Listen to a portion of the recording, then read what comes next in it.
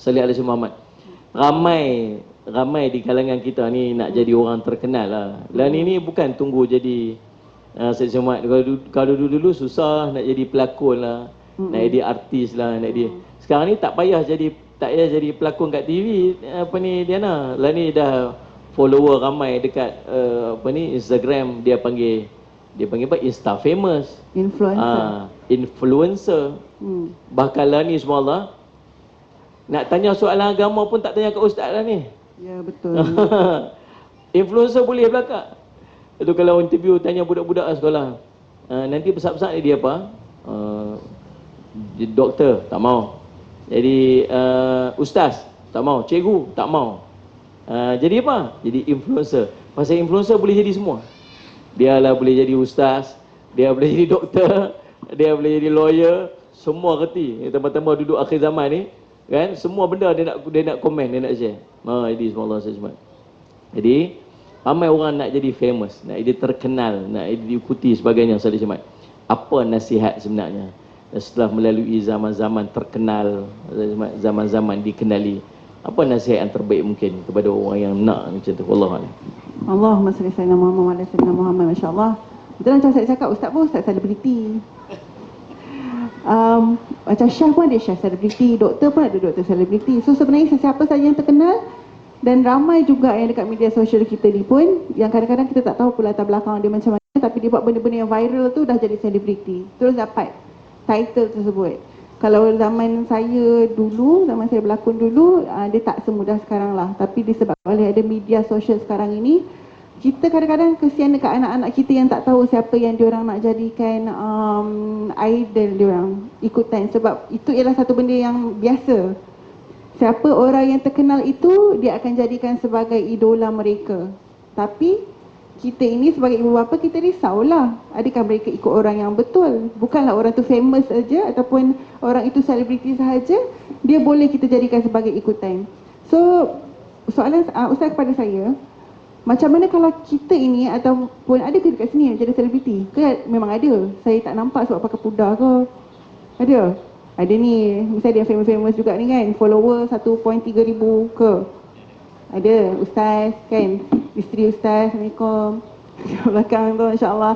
Semuanya selebriti kadang-kadang dalam kalangan keluarga juga sebenarnya. Macam saya tanya kat suami saya, sebab soalan ni dia pernah bagi tahu dia pernah tanya dekat saya jugalah. Dan saya macam, sebenarnya saya pernah nasihatkan dekat kawan saya juga yang nak jadi selebriti. Saya cuba nasihatkan sebaik yang mungkin, tapi sebenarnya kalau orang tu tak nak dengar, dia nak juga dengan apa yang dia nak, buat penat je lah kita bercakap sebenarnya. So saya harap kepada siapa yang mendengar ini, yang ada niat untuk menjadi selebriti ini, bukakan hati, bukakan minda untuk mendengar nasihat seorang kakak. Masya Allah. Sebab bila kawan saya lah contohnya ada tanya nak jadi selebriti, boleh tak? Macam mana, bukan dia tanya boleh tak, macam mana jadi seorang selebriti? Dan saya mengetahui alam seorang pelakon macam mana, seorang penyanyi, saya tak menyanyi lah, tapi saya tahulah dunianya macam mana, seorang pengacara macam mana. Of course saya akan mengatakan tak payah.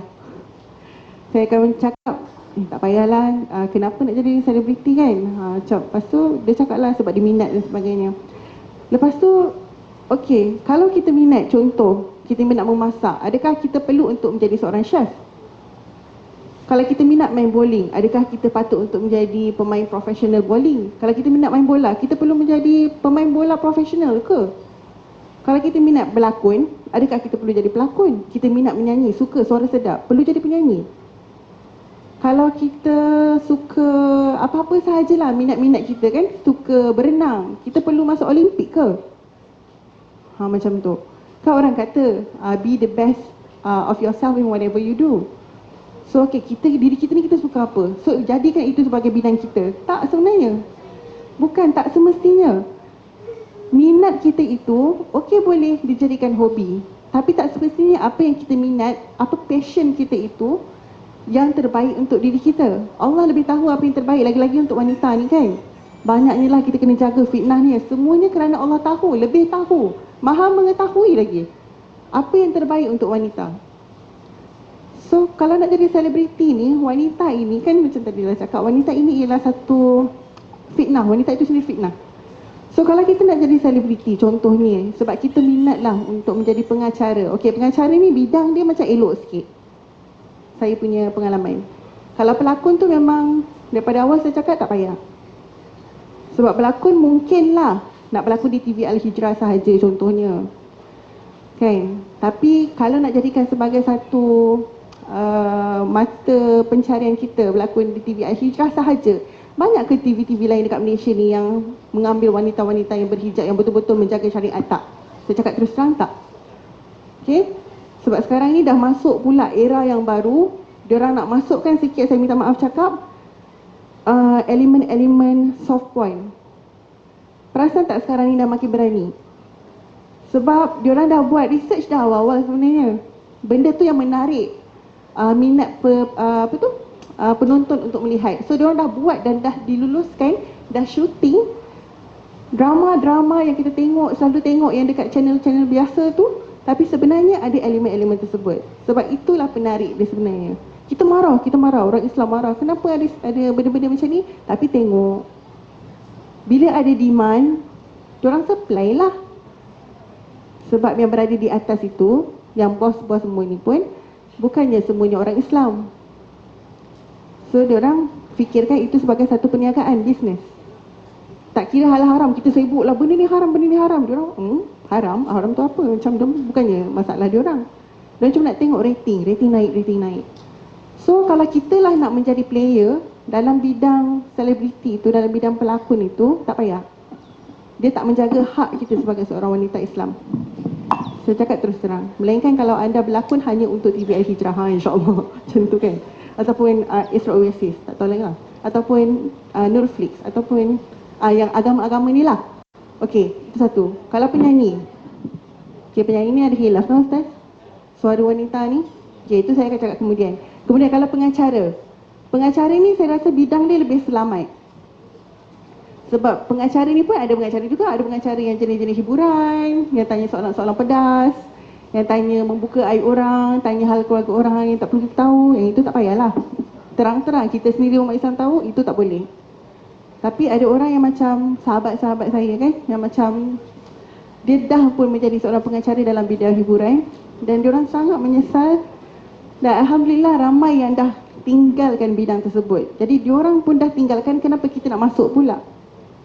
Diorang pun dah faham dah, ya Allah, yang aku buka aib orang. Kita yang tanya soalan dekat orang, oh betul ke yang ini suami jadi macam ni, semua. Sedangkan aib tu tak perlu dibuka. Tapi sebabkan tanggungjawab perlu untuk bertanya, ya Allah, kesian kawan-kawan saya ni. Diorang rasa macam tersekat lah, stuck. Ini ialah kerja diorang. Dia tak nak tanya soalan ni, tapi kena tanya. So siapa yang belum jadi lagi pengacara, tak payah jadi pengacara bidang tu. Jangan nak menyeksa diri sebagai seorang Islam. Tapi kalau lagi satu bidang, mengacara, bidang-bidang macam yang rancangan-rancangan ilmiah, itu bagus. Itu kalau saya suka. Sebab kita berjumpa pula dengan orang-orang yang macam sangat memotivasikan diri kita, kan, berjumpa dengan orang-orang baru, pergi ke tempat-tempat yang elok, insya-Allah. Tapi sebagai wanita, itu nanti kita akan bicara lebih lanjut pula. Okey? Tapi kalau siapa nak jadi selebriti tu, mungkin kalau nak juga buat bidang pengacaraan tu, insya-Allah okey lagi. Tapi banyak lagi dia punya line-line itu yang takut direntas. Okey, dan apa-apa sahajalah sebenarnya menjadi seorang selebriti yang berpengaruh ini, dengan pengaruh itu ada tanggungjawabnya. Itu yang kita bahaya. Kalau anda terkenal, takut ditanya nanti apa yang digunakan dengan pengaruh yang anda ada itu. Kan, kita ada pengaruh ni, orang kenal kita. Orang nak dengar cakap kita. Orang nak follow kita. Adakah orang follow kita dengan buat benda-benda yang tak baik? Ataupun adakah orang follow kita dengan buat benda-benda kebaikan? Semua orang ni kat sini semua ada pengaruh sebenarnya. Berapa orang follower dekat Instagram? Berapa orang? Tak ada Instagram, Facebook. Ada Facebook. Adalah seorang dua, pengaruh juga tu. Tak ada Facebook. Ada apa? Anak tak bagi. Alhamdulillah. Anak tak bagi tu ada sebab. Kena check balik kenapa tak bagi. Takut nanti kan mak tahu pula dia tengah buat apa sekarang ni. Anak-anak ni licik ni, kena check kenapa anak tak bagi kita buka Facebook. ke Instagram ke. Macam itu. Dia tak bagi kita tahu dia pergi mana. Ha. Dia buat apa kan. Dia bukan risau kat mak dia risau kat dia. Sebenarnya. Lepas tu kan dia lagi dia mak tak masak kan dia. Nak makan nasi goreng pun tak boleh. Dia mak tu sibuk dengan Facebook pula. Masya-Allah. Bagus tak dia bagus sebenarnya. Cuma kena check anak-anak kita jugalah. Dia orang ada media sosial buat apa. Okey. So tentang yang tadi tu, dengan pengaruh yang kita ada ni, macam Ustaz cakap tadi, kalau kita sebarkan kebaikan, mudah sangat insya-Allah kita untuk dapat pahala. Kita ni kalau kita tengok orang buat kebaikan, jangan kita pula sibuk cakap macam dia ni ikhlas ke tak ikhlas. Dia ni betul ke tak betul ni apa yang dia tengah buat ni. Kalau orang tu cuba berubah ke arah kebaikan, alhamdulillah sahaja. Tak perlu kita nak cuba mencari apa kesalahan dia, tak perlu. Bila nampak orang buat nak berhijrah, doakan dia, terus doakan dia insya-Allah. Jangan cuba dia ni tak lama ni. Aku tengok dia ni kan macam tak perlu macam tu masya-Allah, tak perlu. Sebab ikhlas ini kita tak akan dapat tahu, malaikat pun tak tahu orang tu ikhlas ke tidak. So kita ni siapa pula nak tahu orang tu ikhlas ke tidak? Allah saja yang tahu orang tu ikhlas ke tidak. So nampak orang buat kebaikan, sokong. Ni ada soalan nanti tentang macam mana nak tegur orang yang buat benda-benda yang tak elok ni pula kan.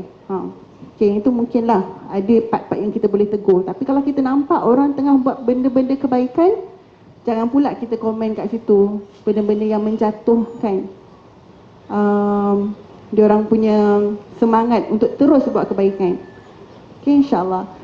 So macam ni, dia banyak sangat cabang sebenarnya. Mungkin saya nak share juga satu kisah ni tentang Hubabah Ummu Salim. Hubabah Ummu Salim ni isteri kepada Habib Umar. So kalau kita tengok sebenarnya Hubabah daripada Tarim ni, kalau kita nak bandingkan dengan diri kita, jauh beza tau. Sebab mereka ni bukan sahaja rupa tak nampak, bentuk badan tak nampak, suara pun tak dengar. Masya Allah. Sehingga kan kalau dekat Tarim ni, kalau nak tahu yang ada wanita yang datang contoh kat kedai, dia ketuk pintu je, tapi suara tak ada. Dia ketuk, oh ada wanita yang datang nak beli something. So berapa terjaganya. Tapi kenapa contohnya bila Hubabah ini semua datang ke Malaysia, ramai Masya Allah orang yang datang nak dengar apa yang disampaikan. Adakah dia menonjolkan diri dia, ada sentiasa macam memberikan menonjolkan diri dia, memberikan kata-kata nasihat ke, masuk TV selalu ke tak? Dia terkenal kerana ilmu dia yang sangat tinggi.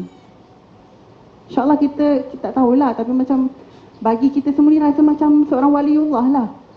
Orang yang sangat luar biasa, yang ilmu dia tu kadang-kadang kita rasa macam kita berada bersama dengan dia tu pun rasa macam, yelah of course dalam taman syurga, tapi kita rasa nak bersama dengan dia, ikut apa yang dia buat. Sebab kita tahu orang yang ilmu dengan beramal, dengan orang yang hanya beramal sahaja, lain kan aura dia. So bila Hubabah daripada Tarim ni datang, saya lah sendiri tanya kepada diri saya sendiri, adakah kita perlu untuk sentiasa berada di hadapan, kalau di hadapan wanita saja saya tak ada masalah sebenarnya, tapi di hadapan lelaki contohnya, supaya orang merasa yang saya masih relevan, supaya saya pasti dapat menyampaikan sesuatu kebaikan. Cuba bandingkan dengan Hubabah Ummu Salim dan Hubabah daripada Tarim. Tak menonjolkan diri, orang tak tahu muka dia macam mana, lelaki langsung tak boleh tengok, ya Allah.